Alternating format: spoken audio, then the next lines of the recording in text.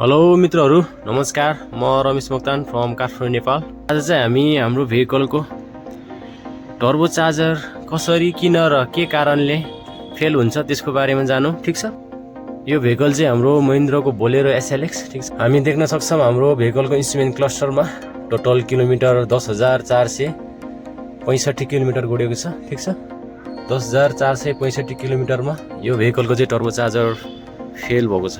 ठीक छ, यो भेहिकलको टर्बो चार्जर फेल हुनुको रिजन चाहिँ टर्बो चार्जरले प्रपर ओइल नपाएर चाहिँ टर्बो चार्जर फेल भएको छ। ठीक छ, इन्जिन ओइलको लाइट आइरहेको थियो, त्यो टाइममा स्टार्ट अफ नगरिकन चाहिँ चलाएको कारणले गर्दाखेरि टर्बो चार्जर प्रपरली फेल भएको छ। ठीक छ, इन्जिन ओइलको लाइट क्लस्टर मिटरमा आउनुको रिजन चाहिँ हाम्रो इन्जिन ओइलको प्रेसर प्रपरली नपुगेको खण्डमा चाहिँ इन्जिन ओइलको लाइट चाहिँ हाम्रो इन्स्ट्रुमेन्ट क्लस्टरमा आउँछ। ठिक छ, त्यही कारणले गर्दाखेरि यो इन्जिन ओइलको लाइटलाई चाहिँ व्यवस्था गर्नु भएन। ठिक छ, हामीले चाहिँ यो इन्जिन ओइलको लाइट ठिक गरिसकेको छ। ठिक छ, यो इन्जिन ओइलको लाइट चाहिँ ठिक गरिसकेको छ। यो इन्जिन ओइलको लाइट आउनुको रिजन चाहिँ तल इन्जिन ओइल प्यान च्याम्बर चाहिँ कुच्चिएको थियो। त्यो इन्जिन ओइल प्यान च्याम्बर कुच्चिएको कारणले गर्दाखेरि ओइलको सप्लाई जुन ओइल पम्पको जालीमा चाहिँ ब्लक भएको कारणले गर्दा चाहिँ प्रपर ओइल इन्जिन ओइल नपाएको कारणले यो गाडीको चाहिँ टर्बो चार्जर फेल भएको छ। ठिक छ, हामीले इन्जिन ओइलको लाइटलाई ठिक गर्नु र इन्जिन ओइल पम्पलाई ठिक गर्नुको रिजन चाहिँ टर्बो चार्जरको सिम्टम हजुरहरूलाई देखाउनलाई सहज र सजिलो होस्, ताकि हामीले इन्जिन RPM लिन पाऊँ। किनकि इन्जिन ओइलको लाइट बोलिरहेको कन्डिसनमा ओइल सप्लाई नपाएको कन्डिसनमा हामीले भेहिकल RPM लिन सक्दैनौँ। त्यही कारणले गर्दाखेरि चाहिँ हामीले इन्जिन ओइलको लाइट चाहिँ ठिक गरिसकेको छ भने आउनुहोस् हेरौँ कस्तो खालको चाहिँ सिम्टम दिइरहेको छ। अब म भेहिकल स्टार्ट गर्छु।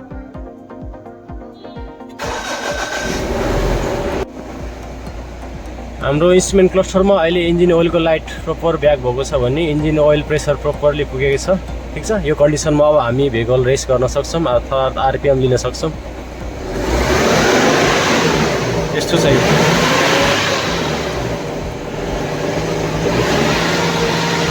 यस्तो व्हाइट स्मोक फाल्नु। ठिक छ, यो टर्बो चार्जर फेल भएको कन्डिसनमा चाहिँ सिम्टम यस्तो थियो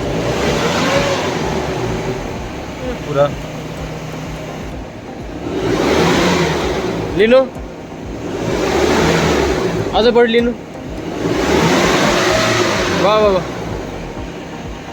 सिम्टम यस्तो छ, पुरै व्हाइट स्मोक छ। मैले इन्जिन स्टार्ट अफ गर्यो, यहाँ देख्नुपर्छ नि, यहाँ हाम्रो अगाडि एयर इनलेट लाइनमा पुरै इन्जिन ओइल आइसकेको छ। इन्जिन ओइल आउनुको रिजन चाहिँ यो हाम्रो टर्बाइनको यो टर्बाइन साफ्ट छ नि, यो भाँचिसकेको छ। ठिक छ, यो भाँच्नुको रिजन चाहिँ मैले अलरेडी भनिहालेँ, इन्जिन ओइल पुर इन्जिन ओइल भएको कारणले गर्दाखेरि है। ठिक छ, इन्जिन ओइल चाहिँ प्रपरली नपाएको कारणले गर्दाखेरि यो टर्बाइन साफ्ट भाँचेको छ। टर्बो पुरै फेल हुनुको रिजन चाहिँ किनकि हाम्रो इन्जिन ओइल पाएन भने सबैभन्दा पहिले हाम्रो टर्बो चार्जर फेल हुन्छ। हाम्रो इन्जिनको RPM भन्दा टर्बो चार्जरको RPM मिनिमम 80,000 देखि 2 लाख RPM सम्म चाहिँ यो हाम्रो। त्यही कारणले गर्दाखेरि टर्बो चार्जर फेल भएको छ। अब हामीले यो टर्बो चार्जर नै रिप्लेसमेन्ट गर्नुपर्ने हुन्छ। ठिक छ, मित्रहरू हामीले चाहिँ नयाँ टर्बो चार्जर ल्याइसक्यो है। यो हाम्रो नयाँ टर्बो चार्जर हो। ठिक छ, BMW बालाजु अटो वर्क्सबाट यो महिन्द्राको जेन्युन स्पेयर पार्ट्स WGT अर्थात् वेस्ट गेज टर्बो चार्जर। अब यसलाई अनबक्सिङ गरौँ। सिल तोड्दछ र यो हजुर। अब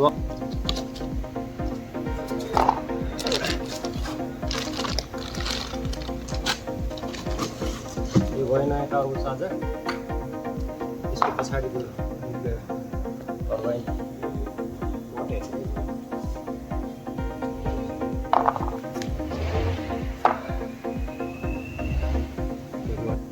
पछाडिबाट रोटेट गर्दाखेरि अगाडि घुम्नु जान्छ है।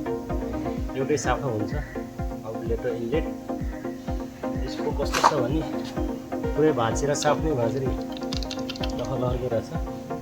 पछाडिपट्टि खसिसकेको छ, भाँचिएर खसिसकेको छ। भित्र हाम्रो क्याटलिक कन्भर्टरमा हुनसक्छ त्यो।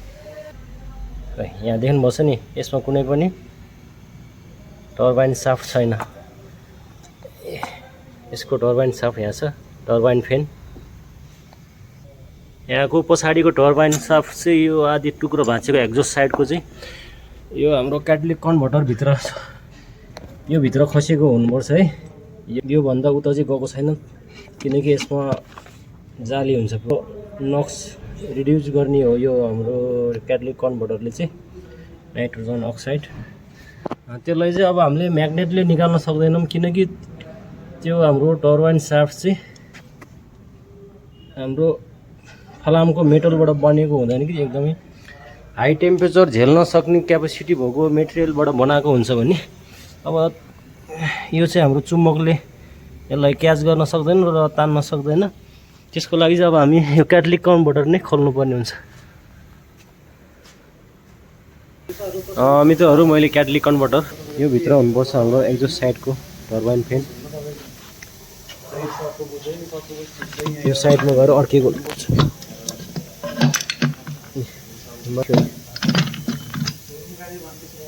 यस्तो भयो, पुरा भाँचेर। मित्रहरू, हामीले चाहिँ टर्बो चार्जर पुरा एसेम्बल गरिसकेको छौँ है। हाम्रो नयाँ WGT अर्थात् वेस्ट गेस टर्बो चार्जर, ठिक छ। हामी यो भेहिकलमा फिटिङ गर्छौँ, ठिक छ। यो भयो हामीले चाहिँ टर्बो चार्जर पुरा कम्प्लिट फिटिङ गरेर भ्याइसकेको छौँ भने अब लास्ट एयर फिल्टर नयाँ हाल्दैछौँ, ठिक छ। यो महिन्द्राको genuine spare parts air filter. Genuine air filter चाहिँ यस्तो हुन्छ है, कलरमा पनि फरक हुन्छ, ठिक छ। अलिकति हाम्रो ओरेन्ज कलरको आउँछ जेन्युनमा चाहिँ, भित्र यस्तो प्लास्टिकको कालो आउँछ, र अर्को यो एकदम हार्ड हुन्छ जेन्युनको। डुप्लिकेटको यो एकदम नरम हुन्छ, ल्याप दब्छ, ठिक छ। डुप्लिकेटको भित्र फलामको जाली हुन्छ। यो जेन्युन स्पेयर पार्ट्स यसरी चिन्छ। पुरानो फिल्टर हेर्नुहोस् कस्तो छ, पुरा माटो कति खस्छ, ठिक छ। यस्तो छ।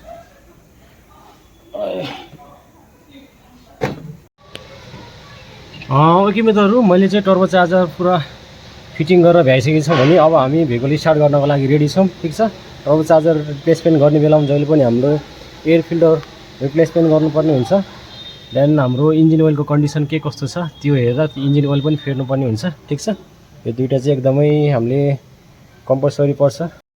र सँगसँगै हामीले इन्जिन ओइल फिल्टर पनि फेर्नुपर्ने हुन्छ। टर्बो चार्जर नयाँ रिप्लेसमेन्ट गर्ने टाइममा जहिले पनि हामीले इन्जिन ओइल जुन हाम्रो टर्बाइन साफ्टमा लुब्रिकेट एड गर्नुपर्ने हुन्छ, किनकि हाम्रो नयाँ टर्बो चार्जर धेरै टाइमसम्म स्टकमा रहिरहँदाखेरि त्यहाँभित्र भएको अलरेडी हालेर पठाएको लुब्रिकेट पनि त्यहाँ ड्राई भइसकेको हुन्छ। त्यही कारणले गर्दाखेरि हाम्रो फर्स्ट टाइम इन्जिन स्टार्ट गर्ने टाइममा हाम्रो टर्बो चार्जरलाई लुब्रिकेटको लागि इन्जिन ओइल प्यानमा भएको ओइल चाहिँ ओइल पम्पले खिचेर टर्बो चार्जरसम्म पुर्याउनु लागि मिनिमम हाम्रो 3 देखि 7 सेकेन्डसम्म लाग्ने भएको कारणले गर्दाखेरि मैले अलरेडी भनिसकेँ कि हाम्रो टर्बो चार्जरको आरपिएम इन्जिनको आरपिएम स्पिड भन्दा पनि हाम्रो 80,000 देखि 2 लाख आरपिएमसम्मको स्पिड हुन्छ हाम्रो टर्बो चार्जरको। त्यो टाइम अवधिमा चाहिँ हाम्रो टर्बो चार्जर एकदमै फ्रिक्सन हुनबाट घस्नबाट बचाउनको लागि चाहिँ हामीले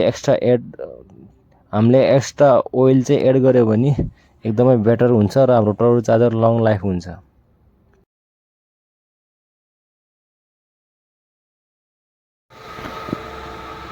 ओके मित्रहरू, हामीले चाहिँ सबै काम भ्याइसकेको छ भने अब भेहिकल स्टार्ट गर्छौँ।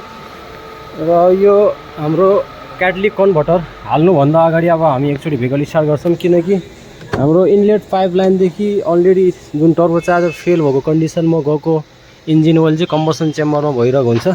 त्यो कम्बसन चेम्बरको इन्जिन ओइल चाहिँ हाम्रो फेरि यो क्याटलिक कन्भर्टरमा नजाओस्, त्यसको कारणले गर्दाखेरि पहिला हामी भेहिकल स्टार्ट गर्छौँ, त्यसपछि मात्रै गाडी क्याटलिक कन्भर्टर हाल्छौँ। ओके, अब हामी स्टार्ट गर्छौँ है त।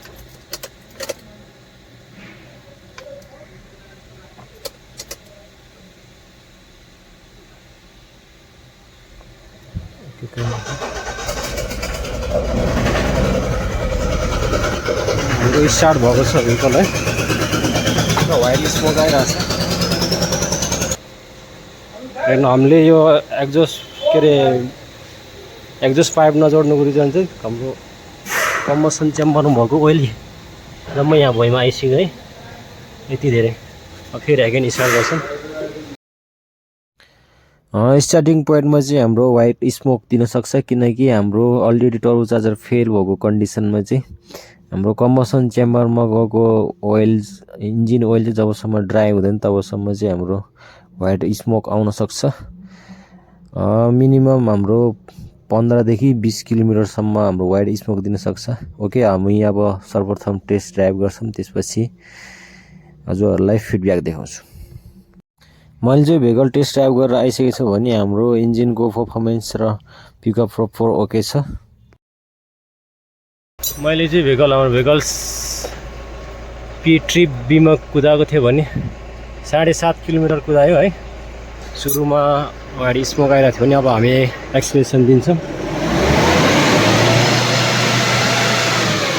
अहिले हाम्रो व्हाइट स्मोक 0 भएको छ। एकचोटि देखाउँछु, दबाउनु त दाइ, लिनु फुल लिनु। अब अहिले हाम्रो व्हाइट स्मोक एकदमै 0 भएको छ। ठिक छ, यति भएपछि हाम्रो टर्बोचार्जर फेलियरको प्रब्लम पनि सक्सेस भएको छ। ठिक छ, भयो त बाबु।